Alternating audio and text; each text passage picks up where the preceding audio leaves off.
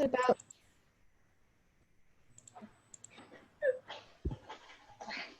It's recorded. yeah. Okay. Well, everyone heard that. So, if that doesn't give you the cue as to that we're getting started, well, now you have a better idea now. We are going to get started with the presentation. I'm just gonna do a quick intro because I wasn't here at the opening ceremony actually, so I didn't actually get a chance to meet a lot of you guys. But my name is Sachi. I'm one of the co-founders of the network, and I'll let Chelsea and Intisal introduce themselves again. Yeah, my name's Chelsea. I'm another co-founder. I'm not sure if Intisal can speak right now. Yeah. Is it echoing on your end? No. No, it sounds good. Okay. Sorry, I'm hearing an echo. Anyways, yeah, I'm Imtisal. I'm also one of the co-founders, and I had a chance to introduce myself during the opening ceremony. But if you weren't there for that, then yeah, hello. It's really nice to meet you guys, and thank you all. This is our first workshop. It's being hosted by Michael, who's also the co-founder of Tunify, and so we've been partnering with him for this case competition. And he was very generous to also offer this workshop so that you guys can also learn more from him about his experiences and how you guys as students can advance in whichever careers you want to pursue, whether it's you want to start your own business, whether you want to learn more about computer science or robotics. But if you're just trying to learn more about this kind of field, this workshop is perfect for you. Yeah, and we're really excited to have Michael here to present this presentation to you guys. I know he's been working really hard on it, and he's really excited to really set the bar for all of these workshops. So without further ado, I'll let Michael get started with the presentation. Awesome. Thank you so much for having me. Really, really appreciate it. Super excited to meet everyone. You've had some really great questions. It's clear that even from the questions from the last, from the opening ceremonies, they were really amazing. So it just shows that you already have the business expertise and the passion for innovation. So that's really, really cool. So hello, everyone. My name is Michael Jobity. As I had mentioned, I recently just graduated from engineering, physics, and management, and super passionate about making a difference in the world using technology and innovation. So today's presentation will kind of be in three different sections. So the first part will be a little bit about myself, the industries that I've worked in. The second will be towards robotics and artificial intelligence with Tunify. And then the third section will be how to start your own business as a student, which is something that I went through, and it's not really talked about that much. Every student, whether you're in high school or university, you're always studying and, working really hard, doing the homework. And it's oftentimes to juggle everything and to do something on the side, as they say, a side hustle or a side project that could potentially grow and scale. So I'll be talking about that and some insight, things that I've learned and templates that can help you get started as well. So just before I start, if you can throw into the chat anything you're interested about, for instance, an industry or something that you want to do in the future. So for instance, if you're really passionate about climate change, sustainable energy, business, being an actor, a musician, just post that in the chat, and I'll ensure that I kind of tailor my presentation to also give real practical examples to help you and to add value. So let me just hide this here. Perfect. All right, so as I mentioned, my name is Michael. I consider myself a futurist and a team player, really big on collaboration. I feel like there's so many problems in the world that can be solved through really organized collaboration. And when you have all these creative people thinking outside of the box and using the things that they've learned and their expertise, and when they come together in an effective way to solve a problem, there is always huge innovation that comes out of that. We've been to the moon, we're going to Mars now. You have artificial intelligence, blockchain, all these really interesting things, and it comes from collaboration. So historically, it shows whenever people come together to solve a problem, there is always new innovation, which is really exciting. So this is a small blast into the past, if you will. So I was born on Valentine's Day in 1996. This is a picture of me, McMaster, with William McMaster. Obviously, he has a statue there. It's not actually him. He has a nice pair of glasses there. But yeah, throughout my undergraduate career at McMaster, I was involved in a lot of different clubs and committees. I help mentor high school students into their first year at university in engineering, as well as sciences and business. I also was part of like a drones club where we basically developed drones. And actually drones were just kind of starting actually at that time. It was around 2014. There were no like restrictions on where you can fly drones at the time. So that was really cool. Entered some really nice competitions. And then my first real kind of like experience in the tech space, I worked at a tech startup, an aerospace tech startup called Van Wyn. And they basically developed these, the official name is geostationary high altitude balloon platforms. But basically what that is it's a big balloon that gets put into the stratosphere, and you have a small structure attached to it at the bottom, and you're able to control it using thrusters called EHDs, which actually like strip electrons from atoms and create thrust. And they use it in satellites in space as well. And we were basically working with the military to do image surveillance, as well as like weather instrumentation, like getting different, pulling different analytics from weather patterns. So that was a really cool experience. And I was the project manager for that entire company. I also am a big advocate for sustainable energy. I've sat on the chair for the Canadian Nuclear Society. I was fortunate to meet Bill Nye the Science Guy. I did a small like Bill Nye style McMaster video, and like fortunately it kind of went a little viral, and I was fortunate to meet him last year when he came to McMaster.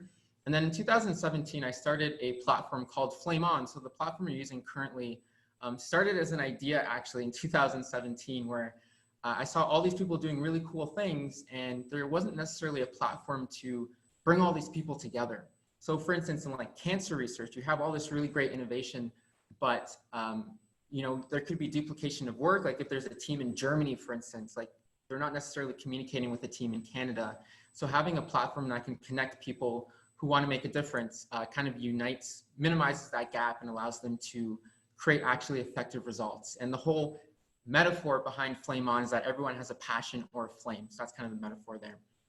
As I mentioned in the previous opening ceremonies, I also love music. So I used to play Aiden's Cafe Mediterranean restaurant. I'd play like live piano, like jazz, salsa, classical, pop as well. Love music and always have. So definitely part of the reason why I started Tunify. But just overall, really passionate about connecting with people. One really cool team was the McMaster rocketry team. So we actually went to New Mexico in the States, developed a 2-meter sounding rocket, sent it to around, I think 2 kilometers vertically, and then it reached apogee, and then like there's a pyro charge and it explodes, and then it comes down in 2 parachutes, and you're basically marked in terms of where your rocket lands. And then you get points for that. So like MIT was there, Stanford, Harvard, really, really cool opportunity. And it was in like, it looked like we were in the desert, which is really cool. And then in terms of my first like corporate job, I was at Hydro One, which is a electricity distribution company in downtown Toronto, just across from Nathan Phillips Square. So they essentially power like your households, any businesses. They provide electricity for a large majority of Canadians in Ontario. And I worked on the electricity, the distribution team. So so basically just before it goes to your house, like those feeder lines, transformers, I worked on those. And then in 2018, I started my work at Airbus. So I went to England for the interview initially. I had to convince my parents to go to Bristol in England. So that was fun convincing my parents, but thankfully my dad was rooting for me and we flew over. My mom was too, it sounded so bad, but she was skeptical for sure starting off. But anyways, so I went there, did the interview, and then I was fortunate to get a position. So I worked there for 13 months, starting in July of that year up until August last year. So 2019 is when it finished for me. So at Airbus, there were 3 main production facilities. The first one was a commercial production facility. So that is any airplane that flies out of, that you would take like to travel, like from Pearson Airport, that is a commercial aircraft. So we worked on the landing gear. And my whole role, so I was the digital transformation lead. So when these aircraft parts are produced, it's like a really long, complicated process. You have all these operators. You can see one of the operators there who are actually like experts in making these parts, welding it, putting it together. And they wanted to really push for digitalization. So pushing things like artificial intelligence, mixed reality, blockchain into these production sites to help automate it and essentially make it look like a Tony Stark environment. So that was actually my job, and it was really great. I got to travel a lot. I went to Germany, I went to Toulouse in southern France, and that's the main headquarters for Airbus. And it's literally like the plant there is like an airport. There's just planes everywhere. And I was able to go into a lot of these planes. I went to the A350. But yeah, so that was one of the production facilities I worked in. I also worked in the military production facility. So that is very secure. You know, they want to ensure that people aren't trying to hack into their system. And the plane I worked on was the A400M, which is the aircraft that Tom Cruise took off of when he was, I think it was Rogue Nation. Yeah, so Rogue Nation, he holds on to the aircraft. So we made the wings for that aircraft. And each wing was around 5 million euros. So a pair of wings is around 10 million, and that's just the wings. So you can imagine how expensive an aircraft is, right? So it's crazy. And then the third production facility was additive manufacturing. And if you haven't heard the term additive manufacturing, it's essentially a way to like 3D print parts using metal instead of like plastic. So you can think of it as like a 3D printer, but instead of printing plastic parts, it's metal parts. And the idea is that in the future, we'd be able to print aircraft, which sounds like very, you know, futuristic, but it was $100 million investment from Airbus, and I got to work in that facility, and it was really cool, really cutting edge. They actually, I think it was Mythbusters or like one of those YouTube channels tried to recreate the Iron Man suit. Like Marvel gave them the 3D models, and they used the same machines that we used to create that, which is really cool. I also spearheaded Google Suite. So the whole of Airbus transformed from Microsoft to Google, and I was responsible for that whole transition. And I'll touch on some of the products that I worked on in more detail, but altogether it was a really amazing experience. I also got to go to London and do different STEM events and also work on like the Filton Energy team, which was focused on putting all of Airbus's plants on sustainable energy by 2030, which is a big claim, but I was really happy to be a part of that. So yeah, I'll touch on it in a little more detail going down the presentation. But as you can see here in the corner, I have outside of Airbus. So I also have a podcast called Passion Play, and I'm actually currently looking for hosts. So I used to host the first around 10 episodes. And if you are interested in, you know, hosting a podcast or having different guests on, I've actually had like Olympians on, as well as like producers from Spin-In Records, actors, as well as, I'm not sure if you heard of Yes Theory. They're a popular YouTube channel in the United States, and I had one of their team members on. So if you are interested in like meeting new people and you want to get that hosting experience, definitely let me know, and maybe we can work together. That'd be pretty cool. So yeah, I know there's a lot on that page. And again, if you do have any questions, feel free to put them in the chat. I'll just take a quick look at the chat to see if there are, see what people are saying here. Okay, cool. So we got AI in healthcare, awesome. Computer science, psychiatrist, entrepreneurship, pandemic-related, astronomy, nice. Finance, business and finance, gaming, really cool. Influencers, nice. Mr. Jobity, what's your favorite genre of music?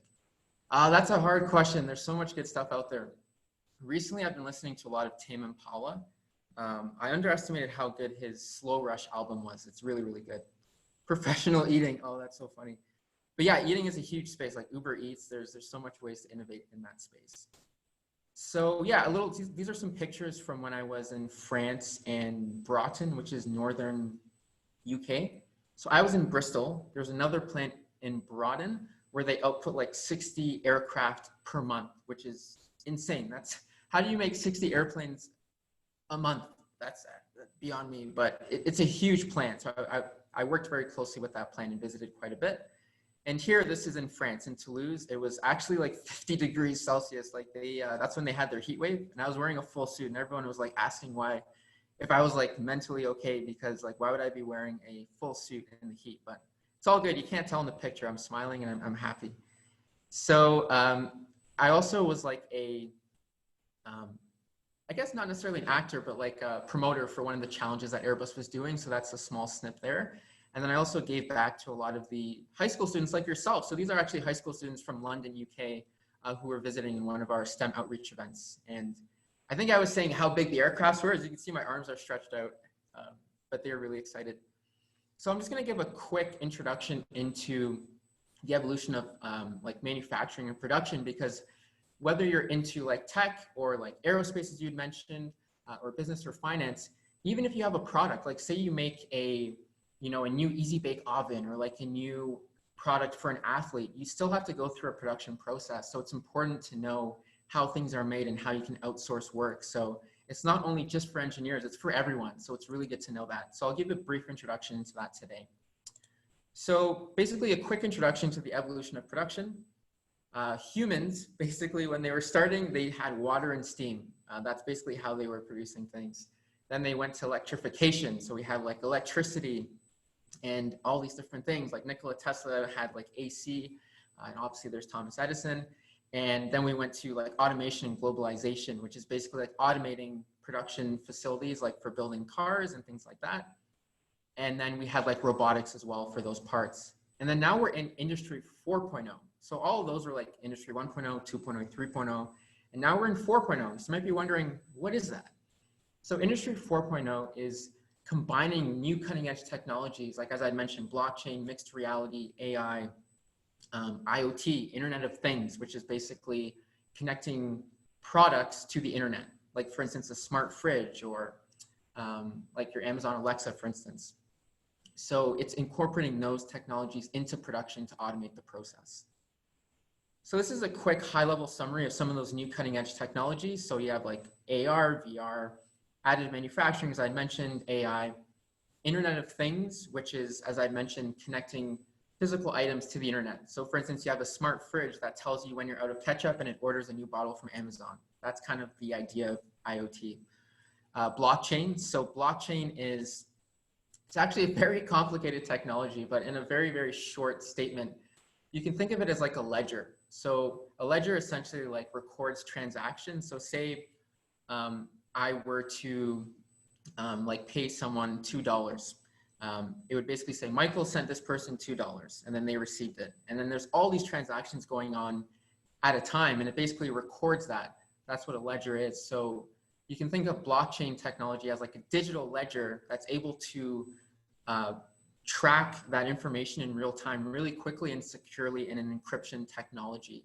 And it's really difficult to kind of break the system. Like say, for instance, you say, actually, Megan sent me $10 instead of $2.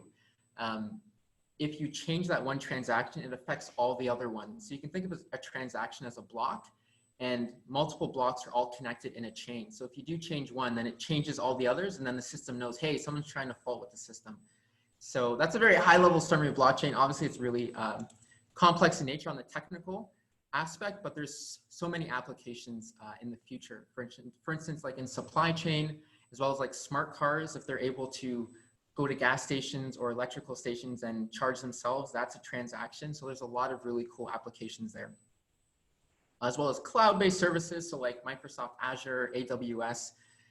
Data is actually more valuable than gold now. And a lot of these companies like Microsoft, et cetera, know this and want to create cloud services that can host more data. As well as robotics, visual management, which is basically ensuring that you have dashboards to manage complex processes like in production.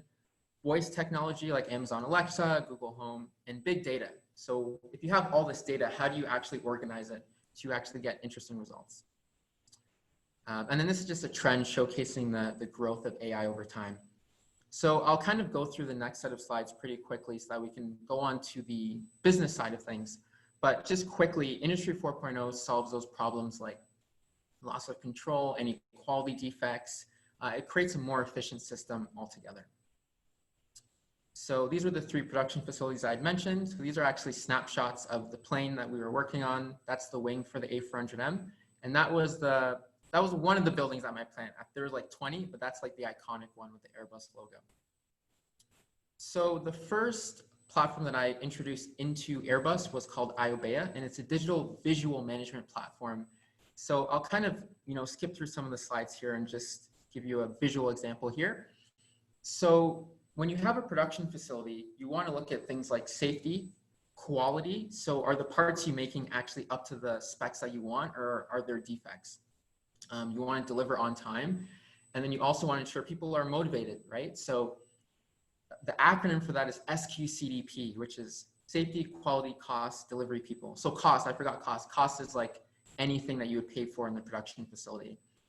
So I created this platform that would allow the managers and the operators to essentially each day they would put different thresholds. So for safety, we want to make sure that we do 2 safety checks per day. Quality, we want to ensure that we have a minimum of only 1 defect per week. So those different like KPIs or key performance indicators, they would set up for each day. And as you can see here, each line here is actually a day. So this is like, for instance, March 2018. And they would basically go through those thresholds and say, yeah, we did that today, we did that today. And if there was an issue or if they went over that threshold, they would put that in and it would automatically go red and escalate that action to upper management. So that was a really cool platform. Secondly, I introduced an electronic ink device that looked like this. So it would essentially connect onto a part of the aircraft and follow it through production and update as it would go through each station. So for instance, for this device, we had to put on like hydraulics as well as, bolts, etc. And it would update for that specific part as it would go through automatically. So these were e-ink devices, kind of like an Amazon Kindle, and they were connected to the internet and would update automatically through the internet. So that was like new cutting edge that hadn't been done before. And they actually started expanding that through abroad in France as well. So it's actually a platform that they are using currently at Airbus. So that was really cool to be a part of that. And finally, we have mixed reality. So obviously everyone here, are all students. They know augmented reality, VR, it's used all in like the Snapchat filters and all that. It's all AR. So basically, traditionally when an operator or a quality inspector would go and they would look at a wing of an aircraft or like the fuselage and they'd say, all right, let's see if this is how it's supposed to be built. Are there any defects? They would actually have a piece of paper and check off everything by hand. So I worked with a digital company in Germany to create a tablet that basically projected the 3D model of the part onto the actual part. So you can see really like in 3D space what it should be like. And it would automatically tell you if something was off or out of alignment. So that was called MIRA, which stood for Mixed Reality Application. And yeah, so these are basically the benefits of Industry 4.0. So now when you see this term, you'll be able to answer, you could tell your parents, and if you ever work in a position where they mention that term, you now know what that is. So that's really cool, really valuable. So now I'll jump into, well, the resolution increased here. So I'll jump into Tunify quickly. Just before I go into Tunify, does anyone have any questions? I know I kind of threw a lot of information at you. Let's see. Okay, let's see. Can you explain Industry 4.0 briefly again? Perfect. So altogether in a nutshell, Industry 4.0 is the next industrial revolution where we integrate new cutting edge technologies into production to automate the process. So for instance, like when I implemented the mixed reality device to detect any quality defects, that's making the process more automated, more efficient because we're relying on computers and systems as opposed to like human error. And then for instance, like the e-ink devices allow you to see in real time any like quality defects, how the aircraft part is performing in each station in real time without having the operators to go back to their computers and load it up themselves. So you're saving time, money, and you're increasing or you're reducing the time that it takes to create parts in manufacturing. And there's not one way to do Industry 4.0. It basically encompasses all these different technologies, but the whole idea is that you're automating the process and relying on data as opposed to like paper. That's kind of it in a nutshell. Do you think it will replace a lot of jobs? So I know I was kind of, the way I was explaining it sounded like it would replace jobs, but after having worked in the field, you actually need to work with the operators even more now because the people who are actually making these parts are experts. And the last thing you want to do is like push these technologies into production to like just force it to solve an issue. You need to actually work with the operators and the people who are building these parts to see where we can really optimize the value. And that part there, working with the operators, requires them, like it requires their work and their effort even more. So they're actually needed even more now. So it definitely doesn't replace jobs because we need people to interface with these technologies. Otherwise there'll be a huge gap between management and like where it's actually being created and everything will kind of fall apart. So that's a really great question. All right, so let me just see how I'm doing for time here. Okay, 30. All right, so I'll do Tunify really quickly here and then jump into the starting a business. So this will also help you with your case study a little bit. So yeah, so essentially Tunify started as a capstone project, which is a final end of the year project at McMaster University. And I'm pretty sure like each university has you know, you have like your thesis, but for engineering, it's like a final project. So you basically take what you've learned throughout your previous years and try to solve a problem. So we were like, let's do something different, you know, different than what most people do. Let's try to do something in the art space maybe, because there's often like a disconnect between art and like technology. Like there's not a lot of products that have robotics and like music, right? So that kind of like spawned the idea for Tunify. So some of this will kind of be like this was outlined in the case, but essentially the problem right now is that schools and studios, for them, it takes a long time to tune all these different guitars and to like help train people who are just learning, right? And if you have a large volume of guitars, it's kind of tedious. Like it's kind of, you know, it's a little annoying, right? Like you don't want to spend your whole day tuning guitars. Like we actually spoke to a very famous musician, part of Wolf Island Records, and his sole job was tuning guitars. He would literally tune like 300 guitars for like concert venues. And like me, there's no way I would like that's insane, like tuning 300 guitars. And he would have to remember like all the different tunings. And it was really stressful for him, especially like if there were people like Coldplay who were performing at one point and like the Rolling Stones. You don't want to mess up because it would look really bad. You don't want the band to be mad at you, right? So it just kind of creates this really awkward scenario. And I actually have friends who have performed for different venues as well, and like they have to tune in front of the crowd, and it's just kind of weird. It's like when you're talking to someone, you forget your words. It just kind of creates an awkward scenario. So there's a lot of different problems that arise from tuning, and our aim was to solve that using technology. So yeah, so our stand essentially is a smart stand that tunes your guitar for you, and that hasn't been done before. So this is our initial render here. We have an amazing team. Like this render, his name's Michael Salamashik. He's our design lead. He made this render in like, I think like 15 minutes, which is unbelievable. But this is basically kind of like a exploded view of what the robotic arm looks like. Like we actually developed this, made it from scratch, and it's actually in our patents as well. So the whole idea of value is that it's hands-free tuning. And the main value, or our value proposition, which I'll actually explain a little further just down the road, is basically what makes your business unique. So for us, it's the idea that it's hands-free. We have high accuracy and high speed. And our market. So you've probably heard this a million times right now, but our market are like music stores, recording studios, and music schools. And our market size is around $600 million. And 800 million guitars in the world today, it makes sense. I mean, guitars are really, really popular, and that's expected to grow over the next 5 years. So that you might be thinking like, wow, Michael, that's great. You know, you have this stand, but how do you actually make money? So to have a business, you need to be profitable. So this price here, like it costs a little more than we expected. So we had to increase the price a little bit because of the cost of development and manufacturing.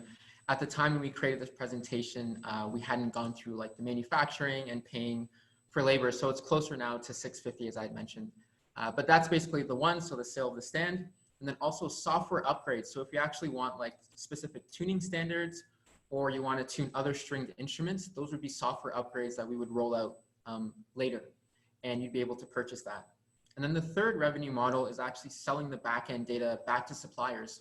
So for instance, like, I'm not sure if there's people here who play guitar, but there's different types of guitars like Fender, Gibson, etc.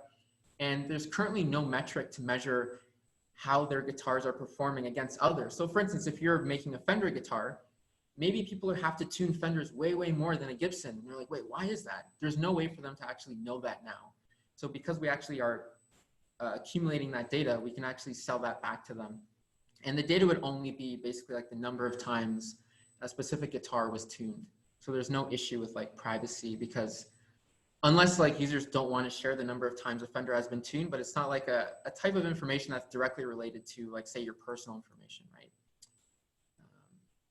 So just quickly, I've noticed that the chat box was lighting up a little bit. I'll see if I can answer any questions. Let's see. I'm learning to play the keyboard this quarantine. Awesome, yeah, love the keyboard. Let's see, imagine being productive during quarantine. I play piano and violin. Awesome, that's really cool, Debbie. I actually play the ukulele and I do the trombone, pretty versatile, awesome. Is it possible for the consumer to program your product by themselves? Exactly, so that would be like a software upgrade where you have like the customizable feature to say like, this is Debbie's tuning, or, you know, this is Chelsea's tuning, and it would remember, and you kind of have that customizable aspect to your device. So these are some competitors out there, not direct competitors, like there's the portable one, but you still have to do it by yourself and pluck. And guitarists really don't like using that. And I'm not just saying that because, you know, it's in the same space, but we've actually had like over 100 interviews with guitarists, and they didn't really see that as something that was super of value to them. And then, yeah, cello is also another good one. I saw that light up. And then the Tronical, and then the other options allow you to actually like take apart your guitar and have it tuned, and guitarists hate that. So just as a very quick go-to-market strategy, we want to do online marketing campaigns, as well as pilot tests we have lined up at different studios, and then to start selling in retail stores and through our online website. And this is a quick high level of our management team. So this is myself here, Mitchell Wong. He's worked at Microsoft and Shopify, which is really cool. Ryan has worked in like nuclear engineering, so he's like a nuclear physicist, so he's a very smart guy. Michael Salamashik has also worked in aerospace and naval, so at Curtiss-Wright. So we actually have a lot of really good expertise and make a very solid team. All right, so that's Tunify, and now this is the third section of the series, which is how to start your own business. So I kind of talked about different industries, different technologies, different problems that are in the world, and some of the startups that I've developed. So now we're gonna basically walk through how to start your own. So just before I do that, are there any final questions from anybody? Can you post this slide deck on the Flame On? 100%, yeah. I'll be posting this right after the presentation. So actually right now you can log on to the Flame On platform and go onto the Nova X team. And if you go to topics, under the Tunify case, there's a channel that says Business Workshop. And I posted one document there that will help with this part of the presentation. So it's a PowerPoint that's essentially a template that we will be going through. So great. So this part of the presentation is starting a business as a student. And as I mentioned, this isn't really talked about, right? It's always kind of like, I feel like it's isolated, like how to start a business, how to be a good student, but there's not a lot that kind of combine the two.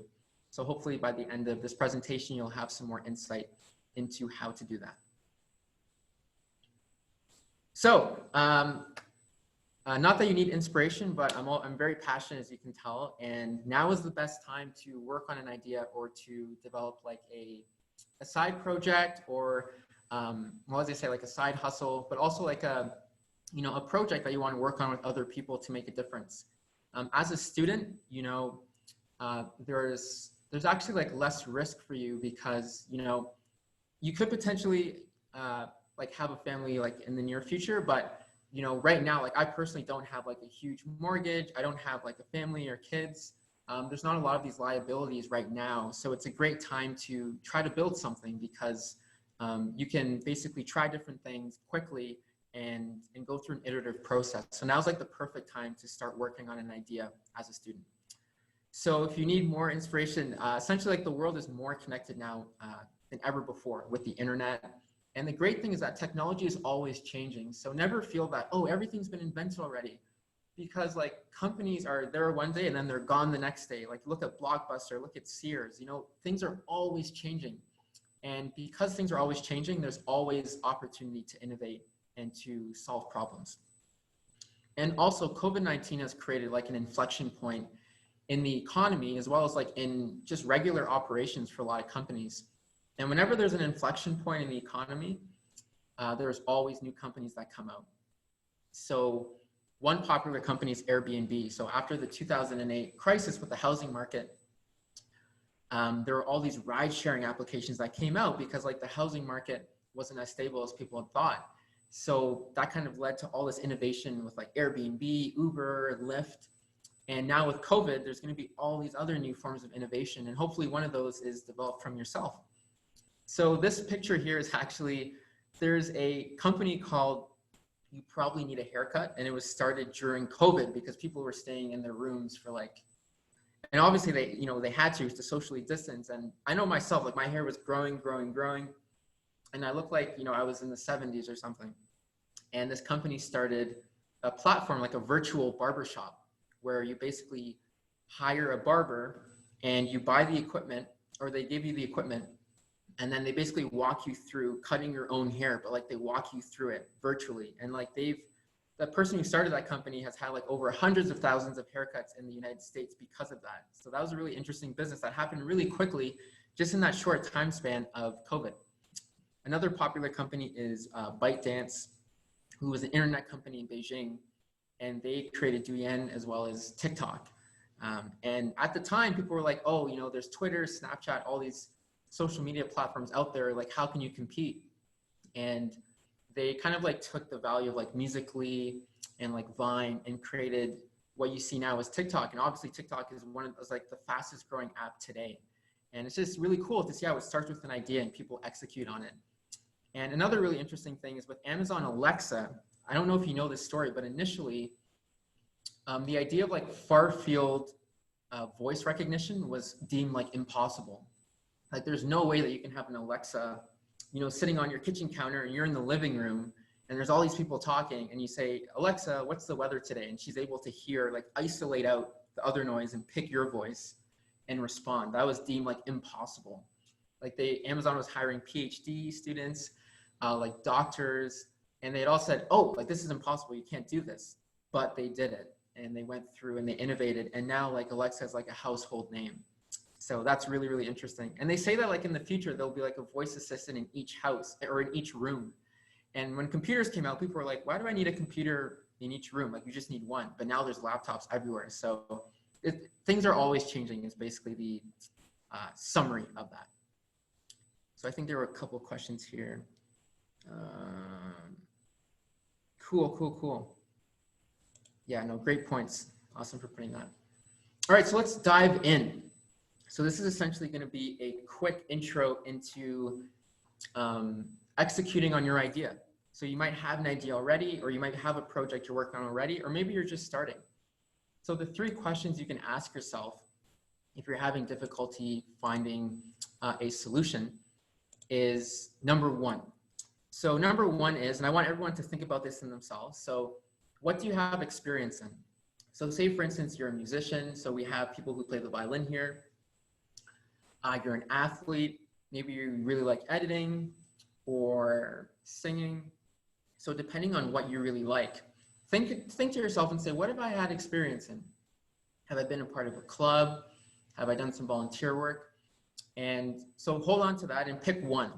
So for instance, when I was actually interviewing this Olympian, his name was Grant Rivers, who's going to the 2021 Olympic Games he's a decathlete, and that's like a really difficult event to do. But part of what he did was a javelin throw. So he was really good at throwing the javelin. And then, so the second question, ask yourself is, what takes too long or is too expensive? So for these 3 answers, I want you to like either put it in your phone, like on a notes pad, or also like just like, write it down on a piece of paper. So number 1, what do you have experience in? Like pick one. And then number 2, what takes too long or is too expensive, like within that field that you have experience.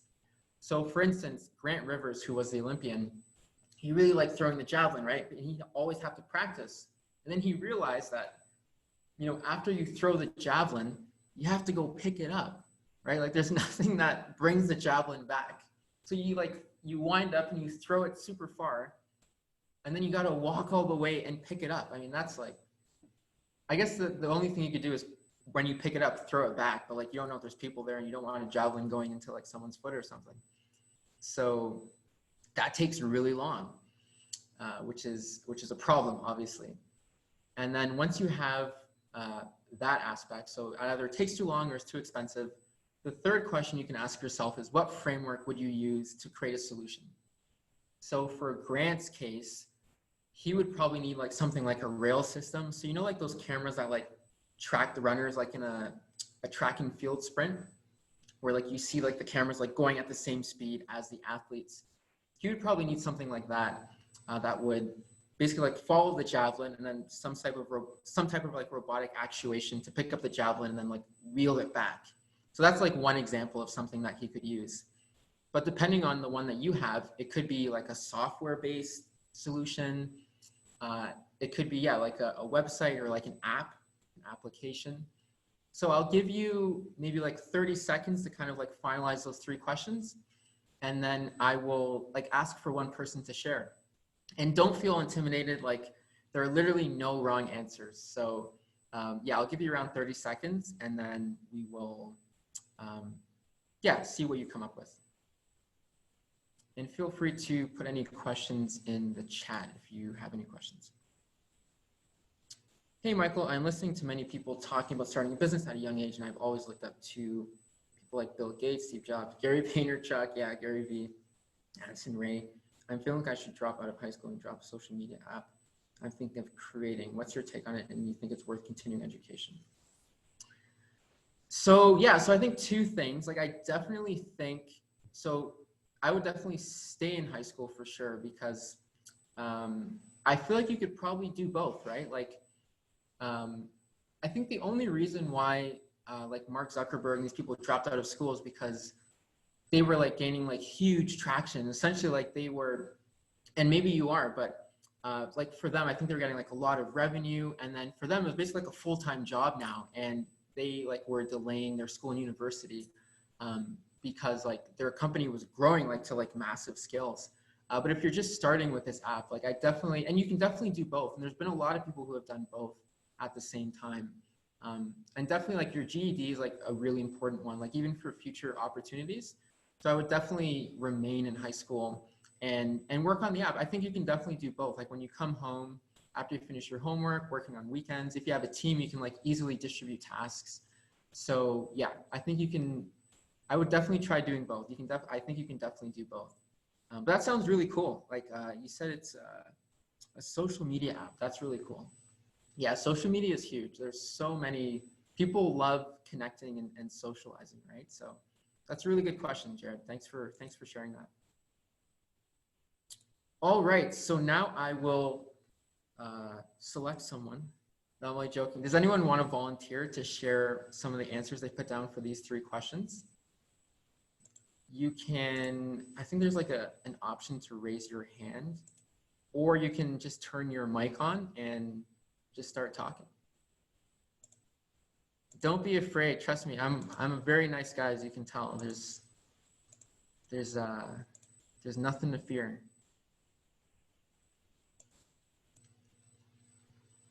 All right, I will give you 7 seconds.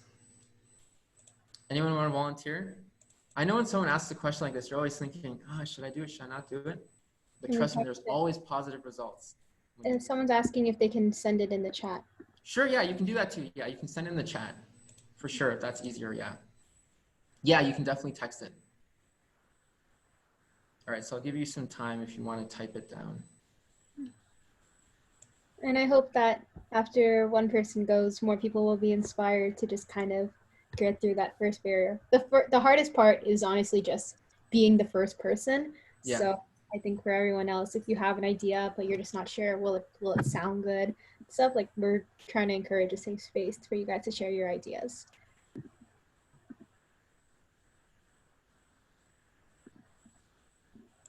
Yeah, the reason I started with what do you have experience in is because you at the end of the day, you want to be able to like use your own product, right? Or to understand it. Like you need to really understand it. And you kind of like jump through, you kind of dodge those hurdles by already working in an environment that you understand. So that's kind of like the meaning behind that. All right, let's see.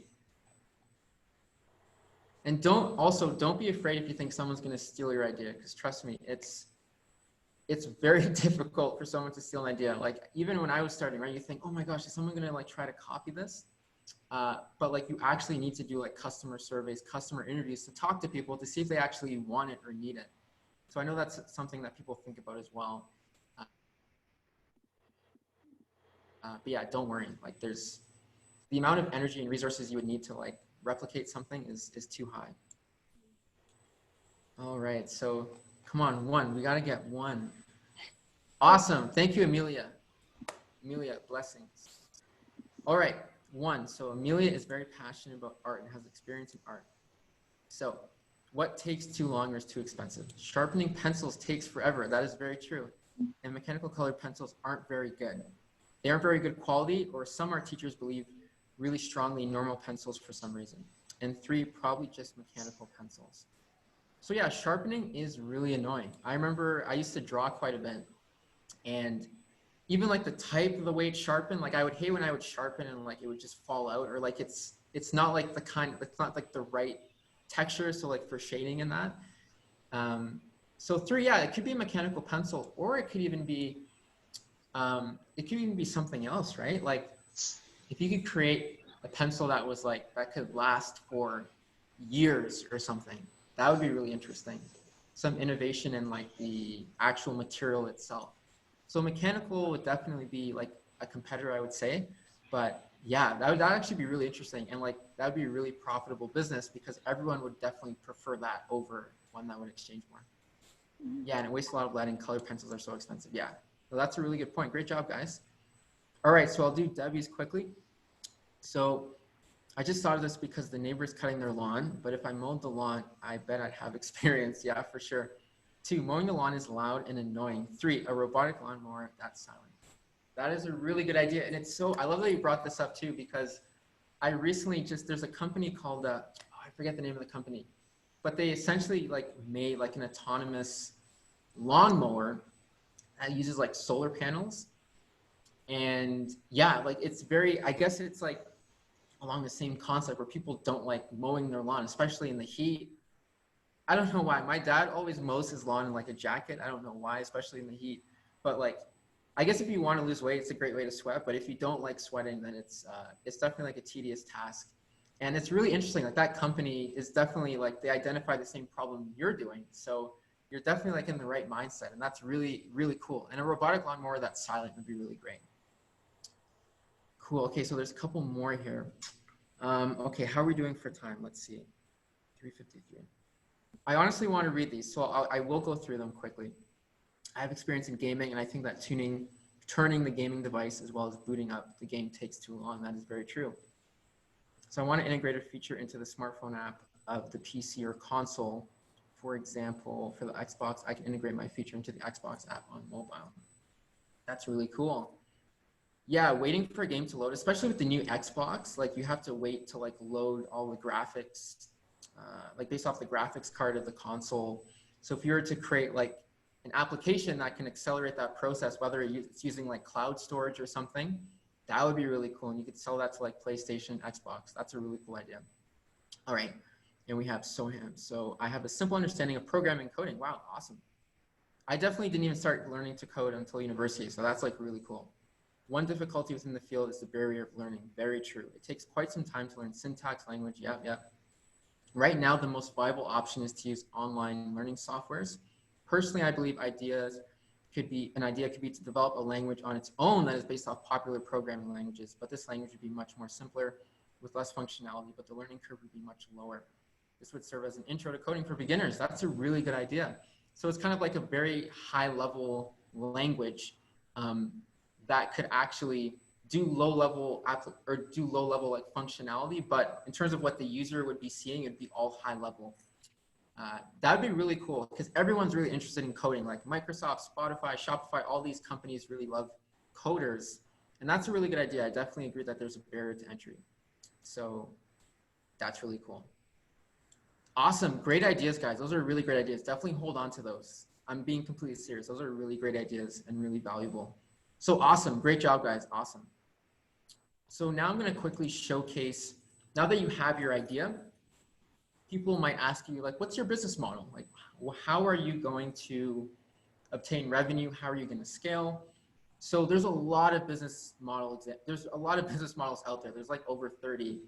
These are like some popular ones that are popular like now in today's, like in some like the new companies that you see, they're often like one of these. But there's definitely like more traditional ones as well as like ones that are outside of the scope. But I'll quickly just go through these 4 here. So the first one is like SaaS or IaaS or like PaaS. And basically it stands for as a service. Like AAS is as a service. So you either have software as a service, infrastructure as a service, or a platform as a service.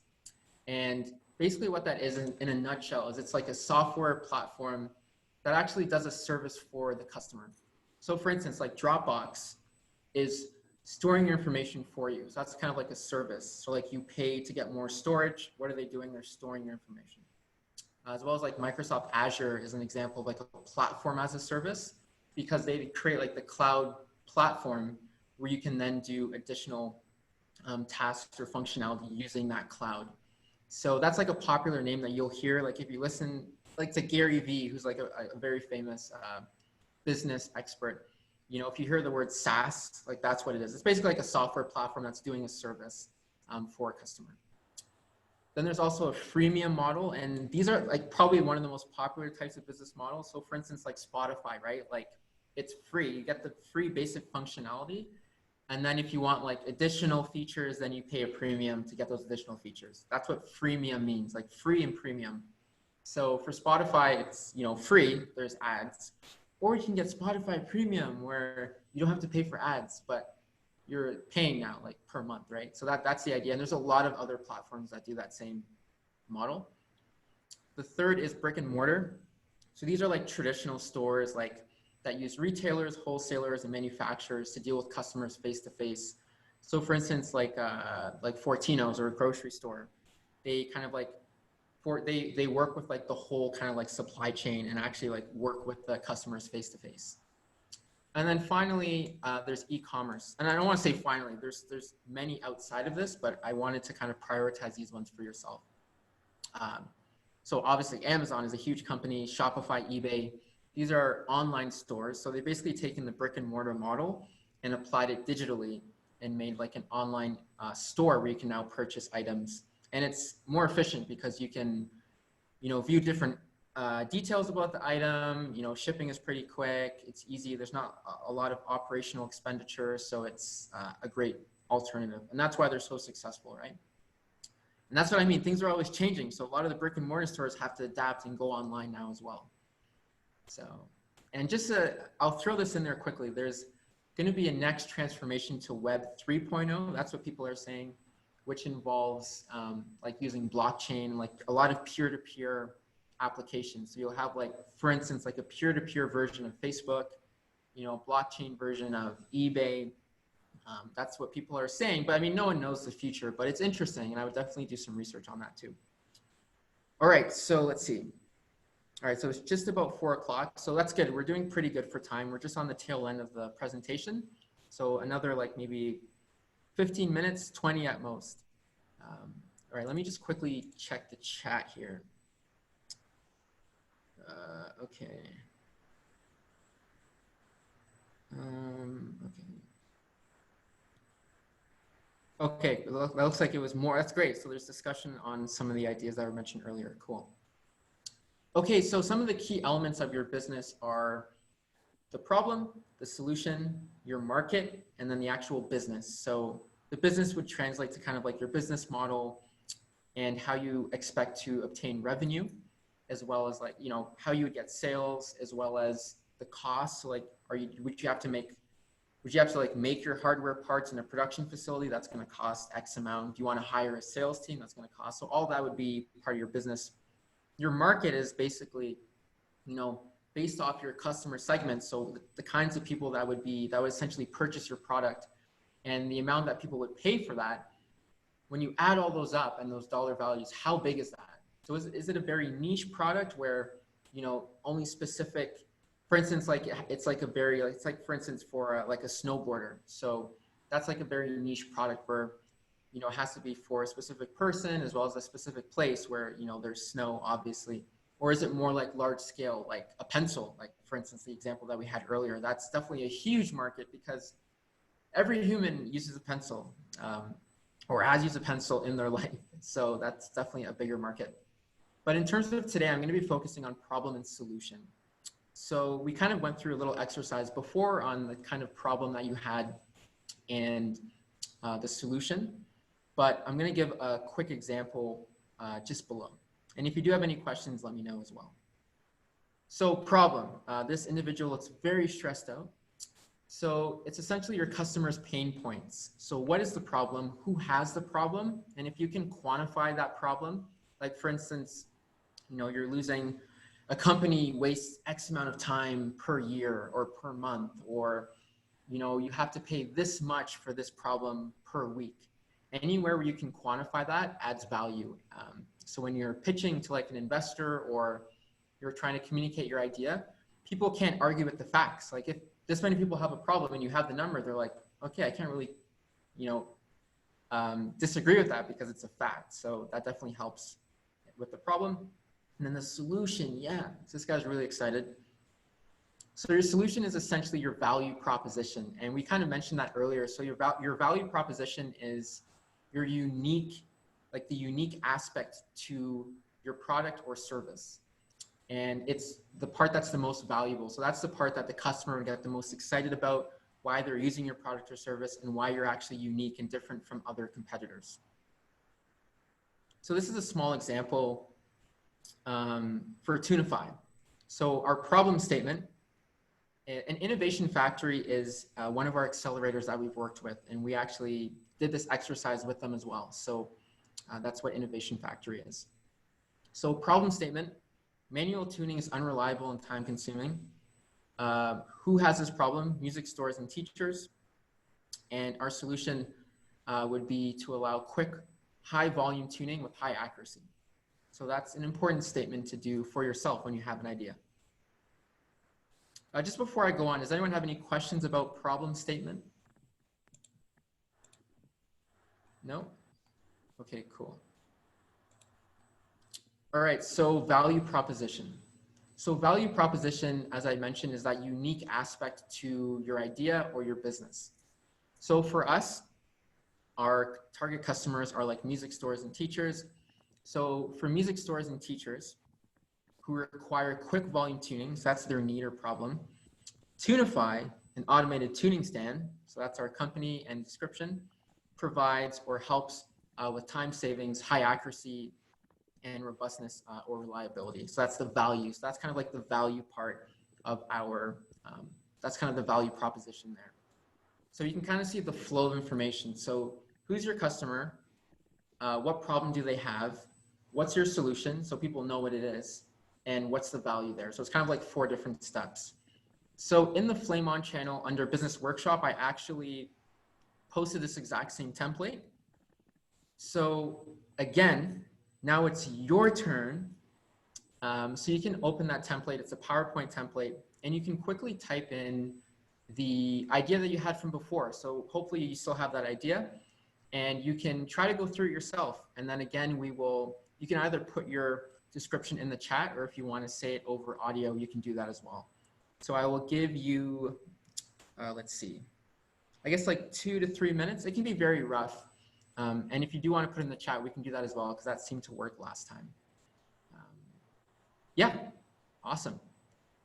And I'm here to answer any questions in the meantime. Okay, how do you go about acquiring customers, or what is your biggest challenge when acquiring customers or trying to convince them to use your product? All right, so for the first one, how do you go about acquiring customers? So the first thing I would do is to just go and talk to as many people as you can. I know that sounds cliche, but literally you want to at least talk to at least 30 people or like 40 people about your idea, your service, your product. And if you can kind of ensure those people would be like potential customers, that's even better. So you're basically talking to customers, you're understanding their language, their thought process. And when you talk to them, you don't want to like throw your solution at them right away. Like instead you want to ask, hey, you're a musician. Yeah, like I really love your music. Out of curiosity, like, are there any problems that you face, like when you're traveling, you know, for touring, or when you're traveling with your band, or when you're performing? Like, do you encounter any issues or anything that you're kind of annoyed about? So that's how you would frame, like, it's called like a customer survey or like customer like discovery session. So that's how you would frame the problem. And then they might say, actually, like my amplifier is so big, it's so annoying to carry around. You might be like, oh, that's a really interesting problem. And the idea is that you want to pull from them without forcing the solution on them. But if they do mention your problem, then you can kind of go a little further and say, oh, like, what would you see as something that could solve that? And then slowly bring your solution into play and then talk about that. And even if they don't mention your problem, you can still mention your solution down the road and get their feedback. Because it might be like, oh, that's a really good idea. So I would do that. And that's actually a way to acquire customers, because you would essentially ask them, how much, if I were to solve this problem that you have today, how much would you be willing to pay? And if they give you a dollar amount, you essentially like have a customer there. So then when you come back to them, you say, hey, you've developed this product or service. We know this is a huge problem for you. They're more likely to buy it, and you've kind of already established a relationship with them. So that's a really great way to start acquiring customers. What is your biggest challenge in acquiring customers or trying to convince them to use your product? So that's what I would start with. I would start with the customer interviews, customer surveys. And I guess any challenges to convince them. The biggest thing they always say when you're trying to sell a product is you never want to come across as if you're selling it actually. Like you want to, there's a saying where you have 2 ears and 1 mouth. So you always want to listen twice as much as you talk. So what I found really valuable and helpful is like listening to the customer. Like even if they are questioning your product or service, just listen to them. Like, because their actual true thoughts will come out. And you might be like, oh, you thought my product did X, Y, Z, actually is doing this, right? So never take like a no as, you know, oh my goodness, you know, they hate my product or service. Listen to them as much as you can. And some people, they won't understand your service. Like not everyone will understand it, right? But the idea is that you want to do as many of those as possible. And if you see that like 70 to like 80% see this as something of value, then that definitely, you can start getting actual data that you can then use as leverage when you're actually pitching to investors or to incubators or accelerators that you want to join. Is there a type of customer psychology you have to target? So you definitely do want to narrow in the customer first. So you don't want to say like, this is for everybody, because it's really hard to do like marketing campaigns and to like really talk to your customer and understand what they're thinking if you just say it's going to be everybody. So instead, I would start off like really specific and really niche and ensure that you really understand their train of thought. And then you can start to branch out later. Like if you look at a lot of companies, that's like the same traditional method that they've followed. So, but yeah, psychology is really important, understanding how people think. I know when the iPhone came out, people were like, why would I need this? And now like everybody has an iPhone, right? So Steve Jobs is really good because he predicted what people will want in the future, even though they didn't want it now. So yeah, psychology is really important. Did you see this as a singular product or a business with a wider product line? So I guess, Harman, you're mentioning, I guess you're talking about Tunify. So right now we're starting off as a single product, but our long-term view is to scale out.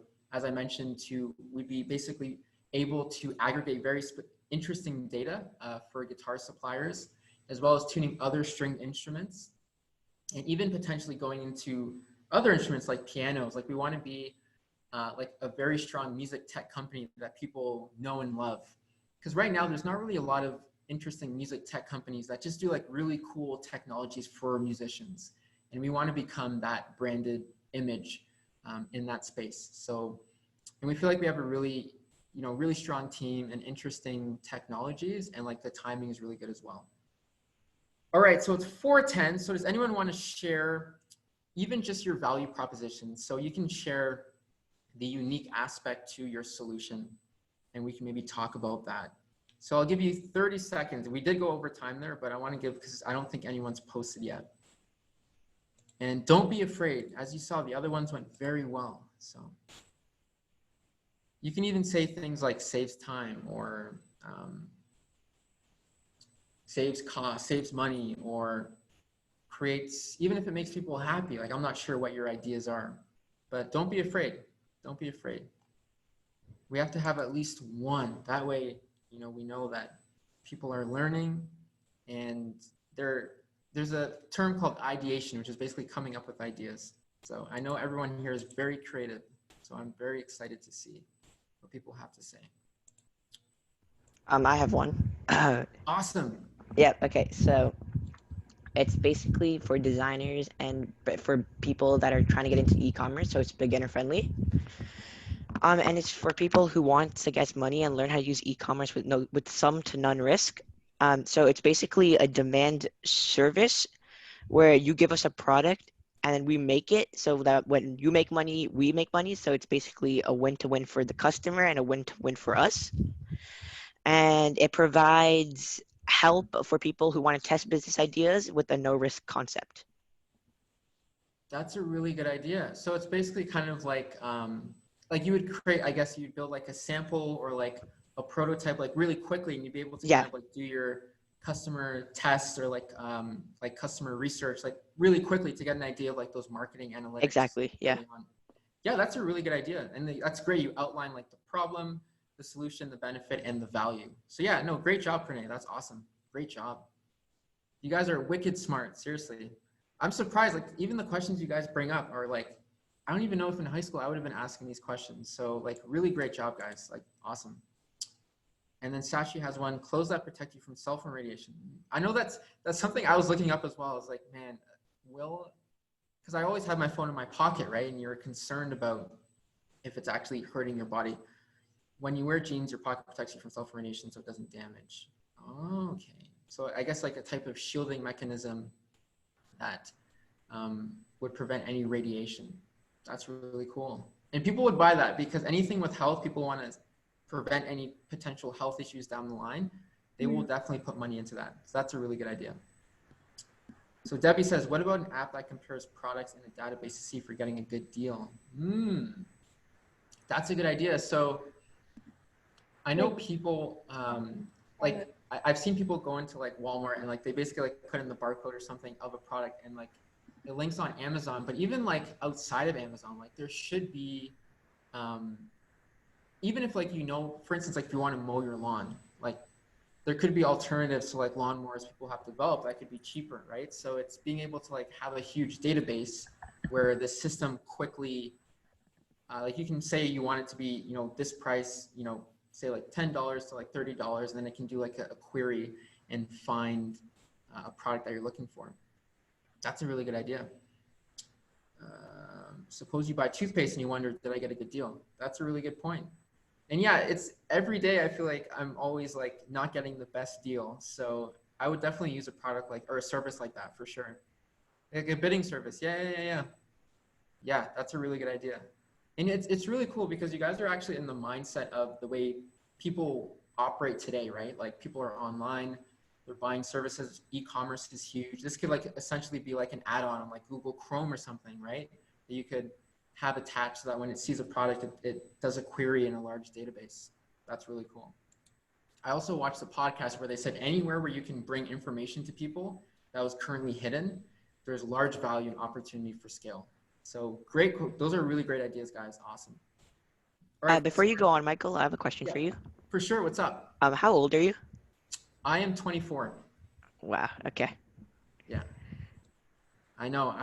There's no what does he say? Quarter life crisis. But no, I'm young and I'm definitely very energetic and happy. But yeah, I just graduated this year, so 24, and my birthday is February next year, so I'll be 25 next year. Class of Zoom 2020. Sorry? Graduated on Zoom. I know, literally graduated on Zoom. And our diploma's on like a blockchain network too, which is like, I feel like when I tell my kids like, hey, like my diploma was on a blockchain, it just sounds like so futuristic. But by then they'll probably be like something else and they'll be like, blockchain, that's so old. So it's really funny. All right, I think there's one quick thing in the chat here, which I'll just quickly check. Oh, thanks, Debbie. Thank you.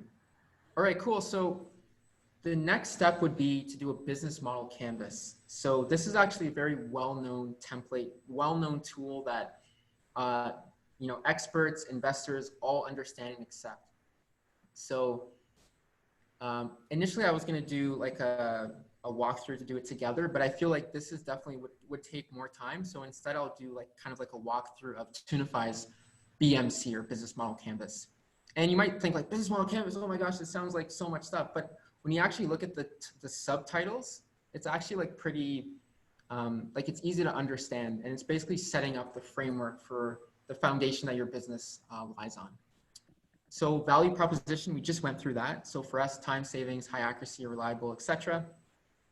Then on the right side, you have a lot of things for customers. And on the left side, you have a lot for like partners and resources.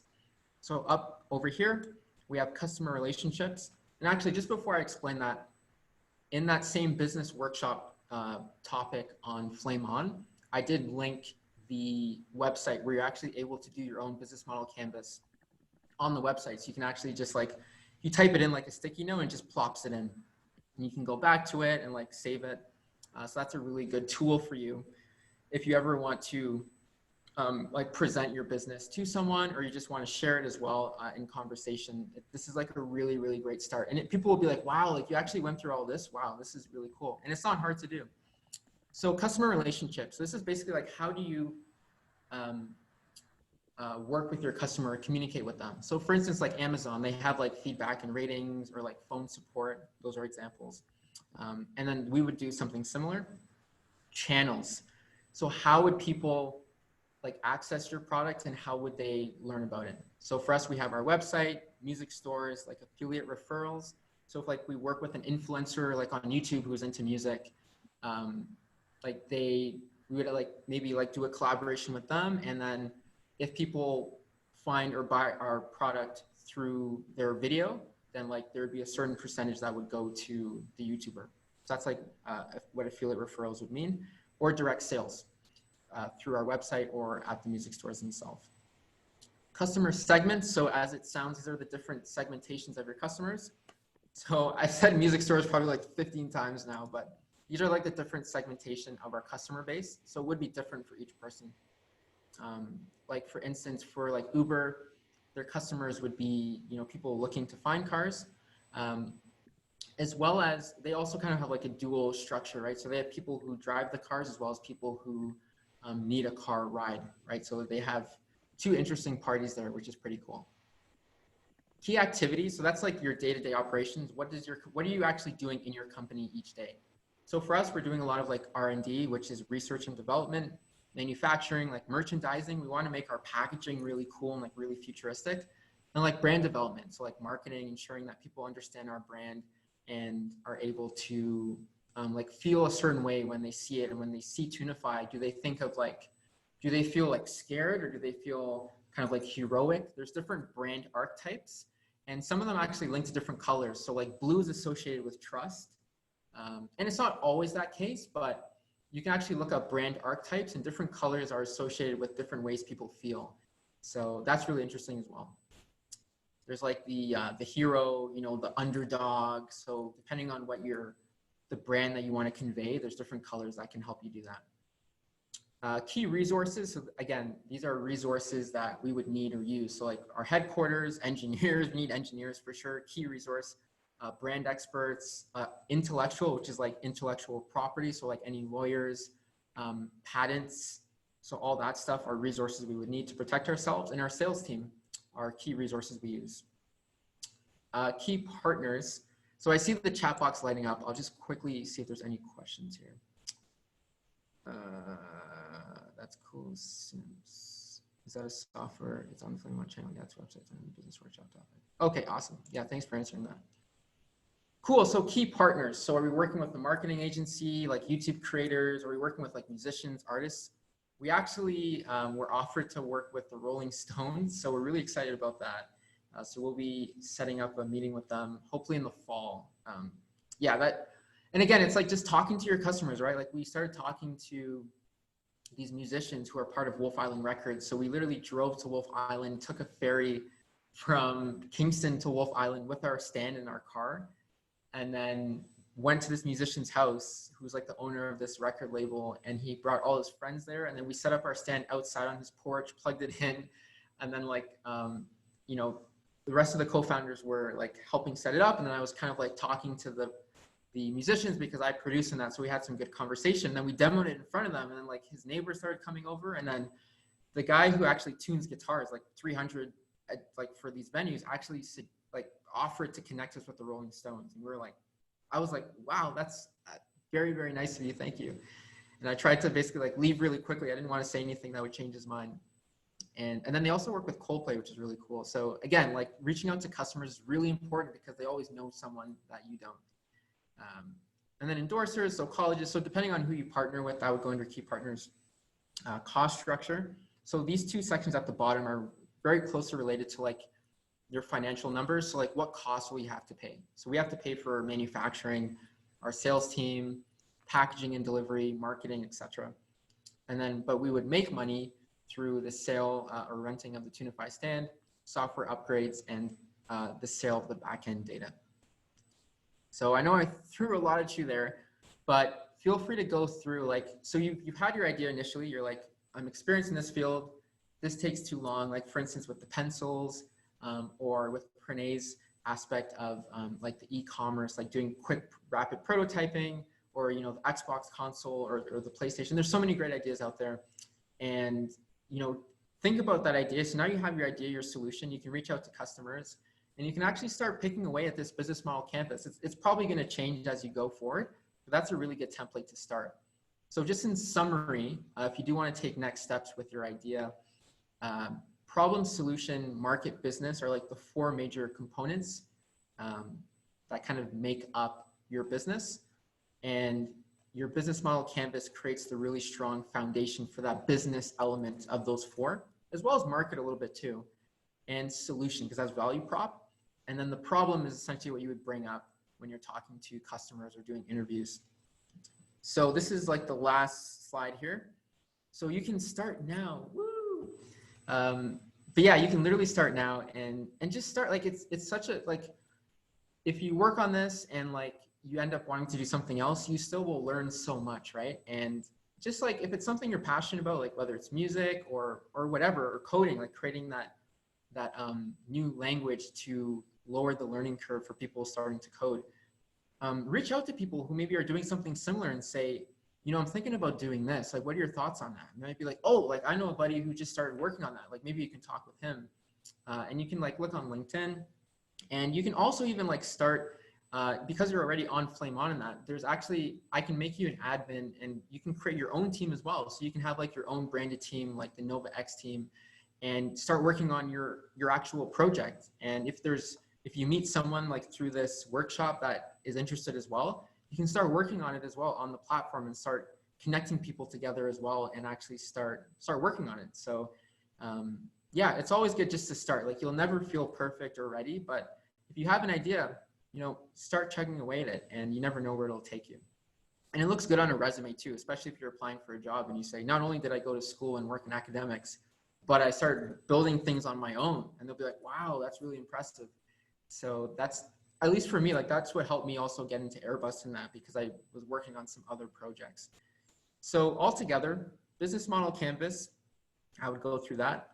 Start talking to people, you know, like even your friends, your family, people that you connected with on LinkedIn who do something interesting. Be like, hey, like, you mind if we chat for like 15 minutes? I just want to, I really like what you do and I'm interested to know more, or like to have a quick chat about X, Y, and Z. And like oftentimes if you come across like genuine, people will say, yeah, for sure, why not? And you never know where it leads. Like for instance, I met this one individual who has worked with social projects in Kenya. And on Flame On, we actually have a nonprofit now called Bright, and we're actually going to be delivering tablets to schools in Kenya. And I would have never had that connection had I not connected with him. He connected on Flame On, and I was like, hey, like, how'd you hear about our platform? And then now we're doing this. So it's literally like, there's so much, the great thing is that there's so many people in the world that like the odds of something like that happening are actually in your favor. But altogether, business model canvas, customer interviews, and then if you can connect with any mentors or incubators, an incubator being like a startup accelerator. So right now, Tunify is partnered with The Forge, which is an accelerator in Hamilton that helps accelerate startups. Just call them and say, hey, I have an idea. I don't know where to start. You know, I'm really interested in this. I have maybe another friend who wants to work on it. What do you think we should do? And there's an actual accelerator with like every university. Like Waterloo has their own accelerator. I think it's called like Vector or Communitech. Sorry, that's the one in Waterloo. McMaster is The Forge. There's one called Vector, I think, in Toronto. And just reach out and talk, because the people in those incubators or accelerators will want to talk to you. And you don't have to be already like making millions of dollars. Like they know that you could literally just be in the idea phase and they will help you. But anyways, I'm kind of going over time here.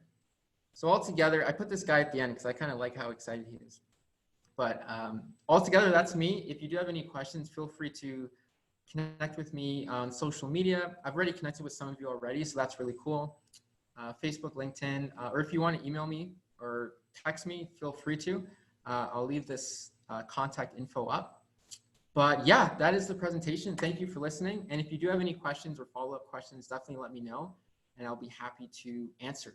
So yeah, thanks again, guys. Oh, thanks for the applause.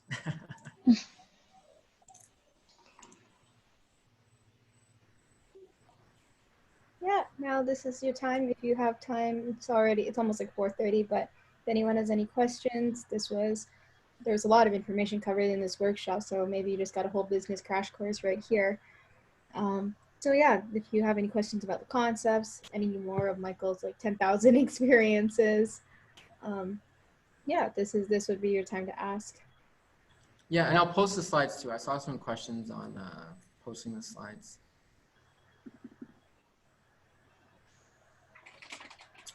Hey, Michael, just to clarify in our pitch, we do not have to talk about where to sell Tunify, right? Only where to produce it. Yeah. So it's, so the question is focused around production. But yeah, if you do have ideas on sales, I'd definitely be interested to hear that too. But yeah, the question is specifically for production. Cool. Awesome. Well, that's great. And if you do have any follow-up questions, like feel free to message on Flame On or on social media. Sounds good. Do you think going to business school is worth it? Since you got 2 startups, do you have?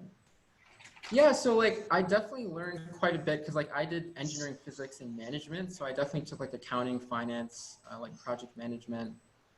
And like it definitely did create like a good foundation for me, like for understanding. Because to be completely honest, initially when I was going to university, I was like, how can people study business? Like, how is that even possible? And now I'm like, oh my gosh, business is literally so important. So, and the thing with schools too, it connects you to like, they have connections to different companies and different clubs and teams, like startups as well. So I think if business is something that you're really interested in and like you potentially, want to do an MBA or you want to strengthen your marketing skills or finance, it's definitely like a good, like it's good to have an undergrad in business because like even if you're applying for a job, they want to see that you have experience or understand at least like the fundamental structures of accounting, finance, like sales, marketing. And one way to do that quickly is to show that you've done like academia in those fields. So yeah, I think it's definitely worth it if you're passionate about it or you see yourself in like a managerial role in the future or like leading a company or a project. I think that's a really good option. Cool. Awesome. If those are all the questions, I think we can. Oh. I think they're slowly coming in. Yeah. Is there a future in business? The thing, like business is such like a general term, right? Like there's like operations, manufacturing, production, and like every company operates on a business. Like every McMaster, like all the universities, it's all business oriented, right? So it's definitely important to know business. But then there's these cool technologies as well. So it's basically kind of like balancing the two and ensuring that they work in unison. But yeah, business, I would say, is really important.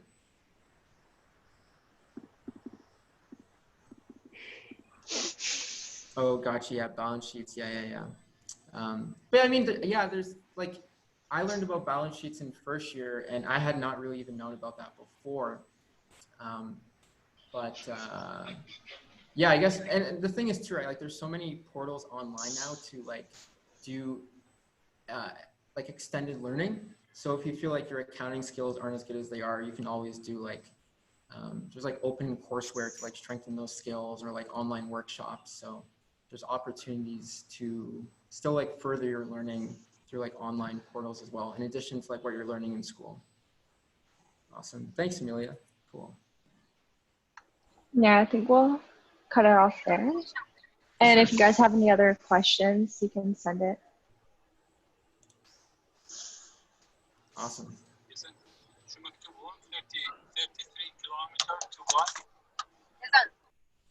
Cool.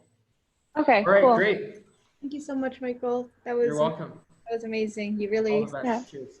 that was a really good first workshop. Yeah, thank you.